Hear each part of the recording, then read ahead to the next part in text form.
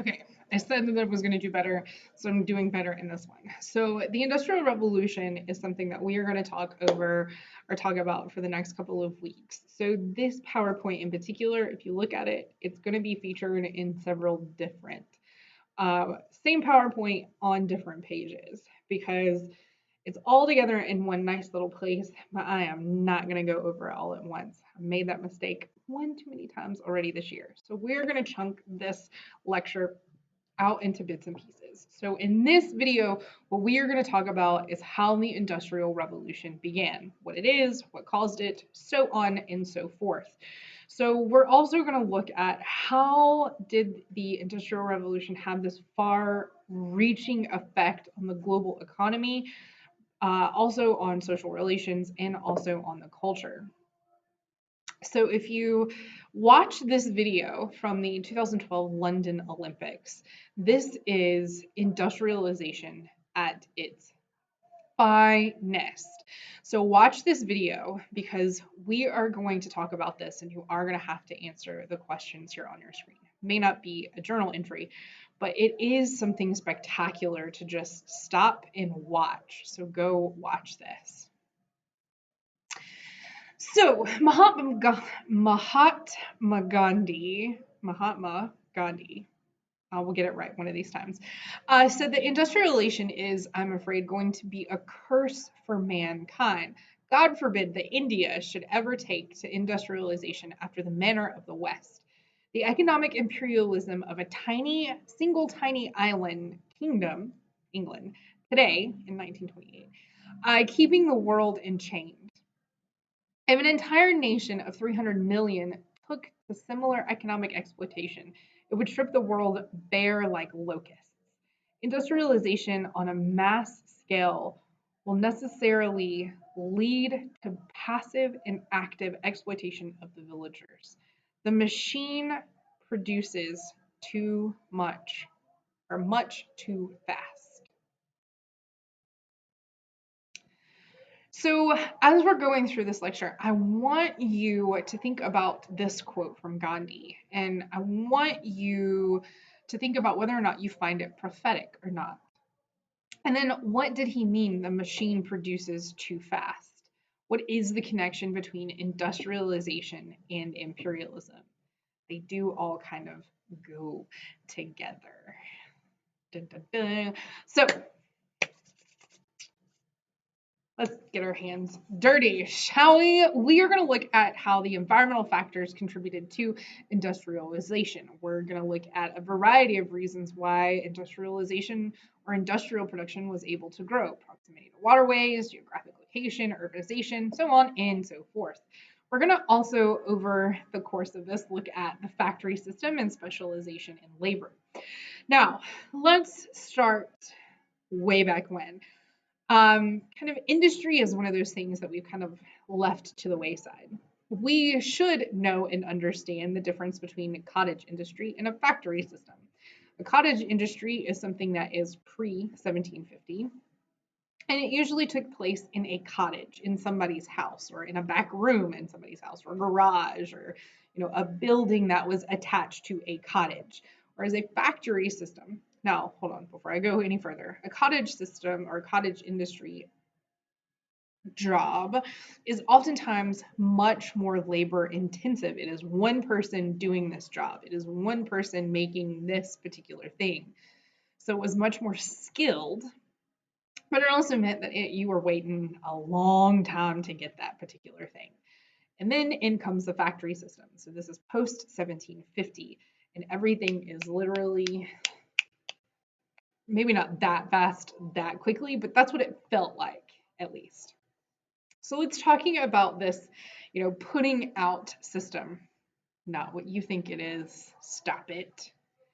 So first you have a merchant that has this item that they would, like to purchase. So they go to the bank, and the bank might give them some money for a sheep farm. So before textiles were made in factories, merchants had to buy the wool from the sheep farm. And then, the wool was taken to farmers during the off season to spin and weave the wool into cloth. So right? You see where this is going. And then the farms would give it back to the merchants or sell it back to the merchants, right? Or, exchange a bill. I did this service, I made this wool into cloth. Now you pay me and I will give you the cloth.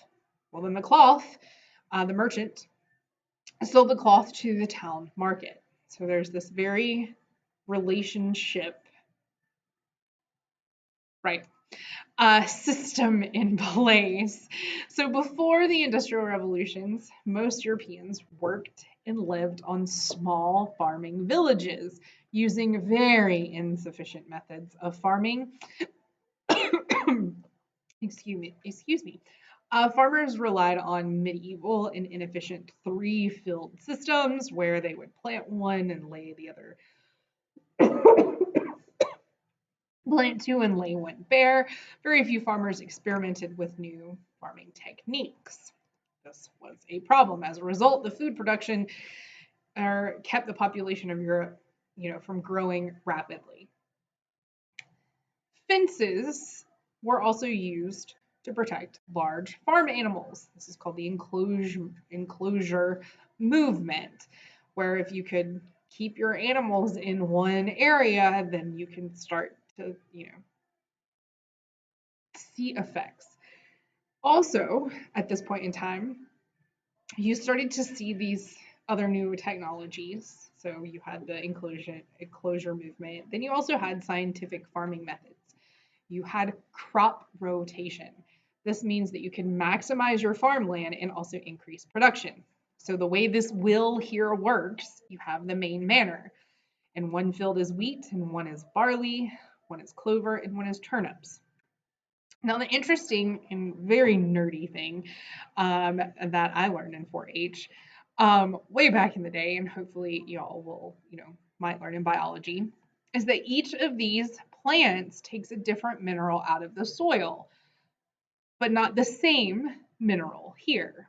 So this means that if barley is planted in field B, the next year it can be planted in field C, and clover can be planted where the turnips were, and turnips can be planted where wheat was, so on and so forth. And you can keep rotating around. And by the time barley gets back to this little square here, the new soil has been replenished with the nutrients it needs to grow again. This is called crop rotation. It is something that is still used in the farming world today. Where I grew up, actually, they will rotate between corn, wheat, and soybeans every year. It's one of those three. It's actually quite fascinating. Then you also had new crops like corn and potatoes that were being introduced from the New World into the Old. You also had new tools like the iron plow and the seed drill, which made farming way faster and way more sufficient. Modern day versions of this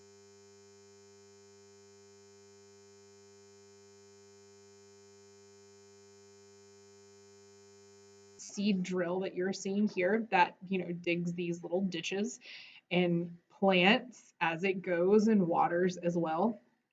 This is still used in farming, a much more modern version of it today, I should say. Way more modern version of it. So the Industrial Revolution began in Great Britain in the late 18th century. And they drew upon ideas and developments of the scientific revolution, and it changed the way of life for, rural areas that were largely self-sufficient to the urban and more specialized centers. So things moved from cottage industry of homemade goods to businesses and factories. So why Great Britain? Why was Britain the place of all places on the earth that spurred industrialization? Well, Great Britain was sitting pretty. They had access to a large amount of natural resources. They had an abundance of coal. They had a ton of rivers, which meant that you could have water power and also transport your goods. You can transport in the raw resources, the raw materials, and then out the final products. This also gave them access to the sea. So you didn't have to go to a port.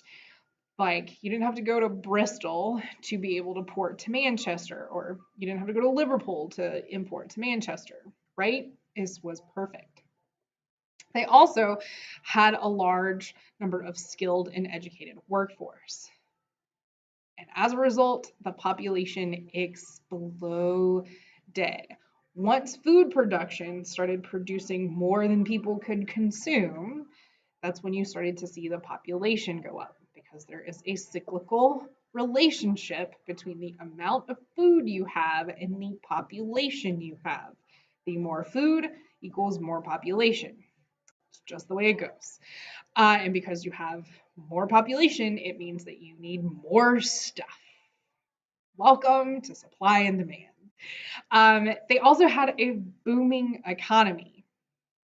So more money for entrepreneurs to start these businesses. Their booming economy came at the hands of other people in other places in the world, but whatever.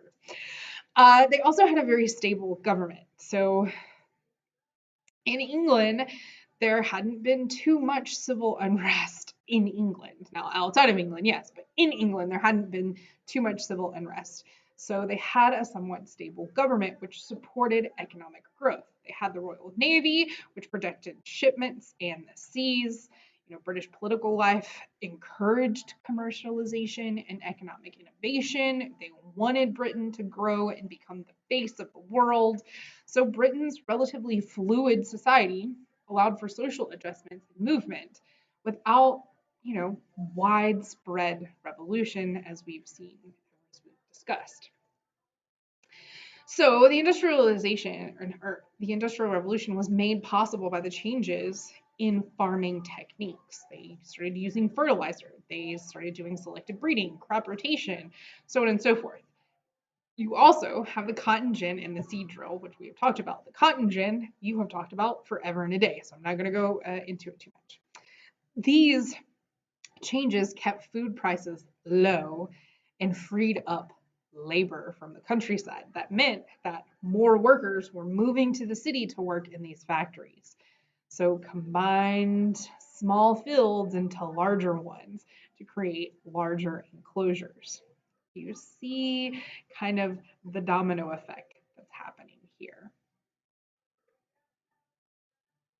Pretty sure Aoife is sleep dreaming right now.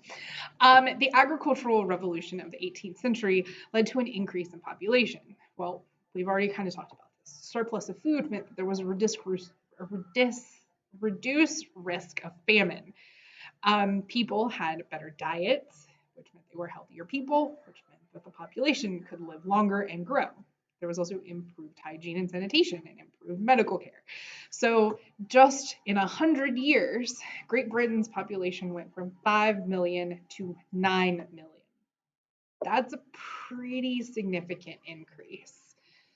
Pretty significant. Maybe not as significant as the colonies, but it's a pretty significant increase.